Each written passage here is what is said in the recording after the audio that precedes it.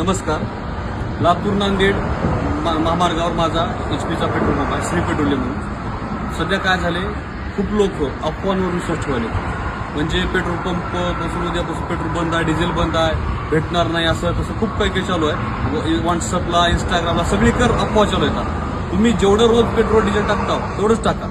आज 100चं पेट्रोल टाकला, उद्या 100चं टाका. असं काही नाही की संपणार पिंपणार. भरपूर साठा आहे. HPCL, BPCL, इंडियन ऑइल या तिन्ही कंपनीच्या इंस्टाग्रामच्या ऑफिशियल पेजला असं लिहिलेलं आहे की आमच्याकडे भरपूर असा साठा आहे, अफवावर भरोसा ठेवू नका.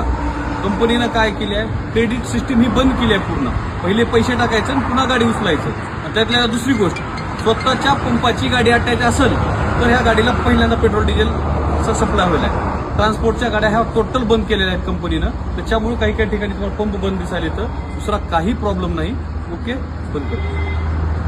चालू घडामोडी व लाईव्ह कार्यक्रम पाहण्यासाठी आत्ताच लातूर नेता न्यूज चॅनलला सबस्क्राईब करा. आपण हा व्हिडिओ फेसबुकला पाहत असाल तर आमच्या फेसबुक पेजला फॉलो करा.